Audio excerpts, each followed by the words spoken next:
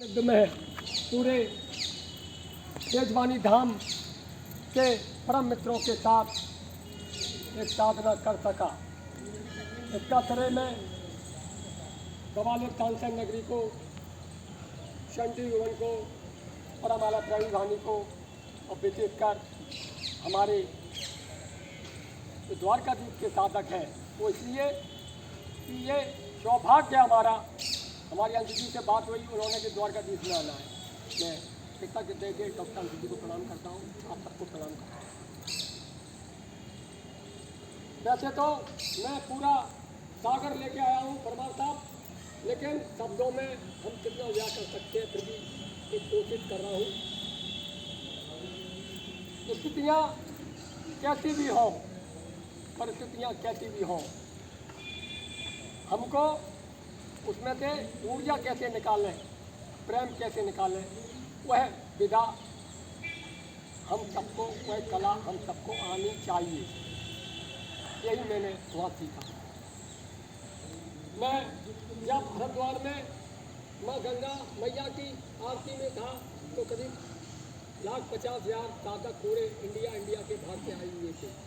गंगा मैया न केवल पूजनीय है, आज साइंस विज्ञान भी आश्चर्यचकित है उसकी महत्ता को, उसकी गहराई को, उसकी पवित्रता को, उसकी शुद्धता को जानकर। यह आप सब जानते हैं।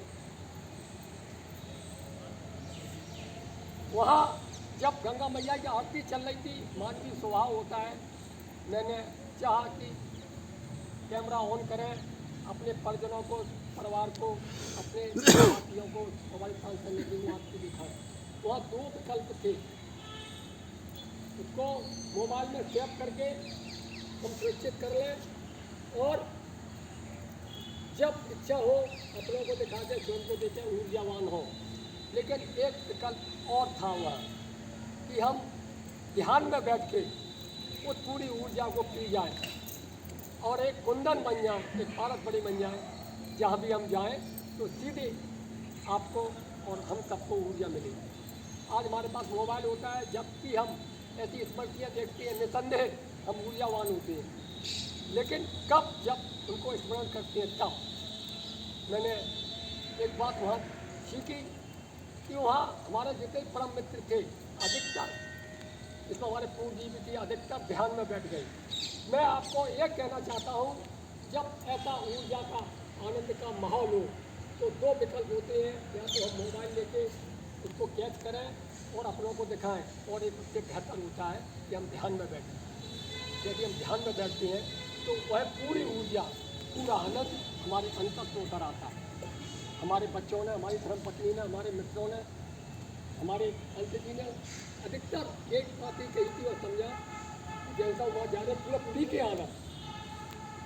इस बात को मैंने काफ़ी हद तक ध्यान में रखा। मैं चाहता हर सेकंड का वीडियो भेज सकता था, हर सेकंड मैं जिया हूँ, एक सेकंड में एक जीवन जिया हूँ, लेकिन मैंने पीने की कोशिश की। तो पहली बात, स्थिति कोई भी हो, परिस्थिति कोई भी हो, कोई भी फेस्टिवल हो, हमको ऊर्जा पीना है और उसका एक ही रास्ता है कि हम ध्यान से पी सकते हैं। उसके बाद दूसरा आता है प्रेम।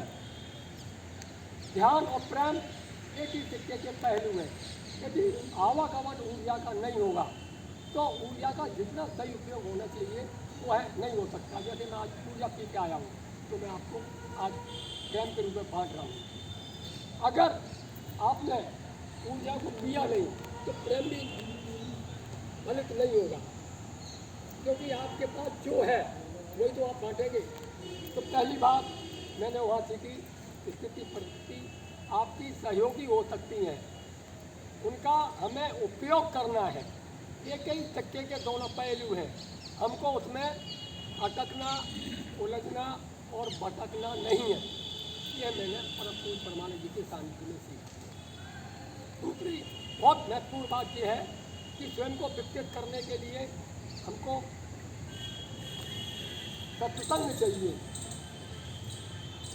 सत्संग हो सकता है हमारे हाथ में हो या नहीं हो, सानिध्य चाहिए हमारे हाथ में हो या नहीं हो, लेकिन परमात्मा ने आपको यूनिक बनाया है, मौलिक बनाया, अनूठा बनाया, अद्भुत बनाया है। आपको सबसे बड़ी जो विधा दी है, जो आपके हाथ में है, जो आपके सबसे बड़ी महत्वपूर्ण और सरल है। कोई बता सकता है ऐसी कौन सी विधा है जो सरल है, महत्वपूर्ण है और आपके हाथ में है? कोई बता सकता है? 1 सेकंड, 2 सेकंड, 5 सेकंड बता, कोई बता सकता है? प्रयास प्रश्न उत्तर चाहिए, हर प्रश्न का उत्तर दिया जाएगा।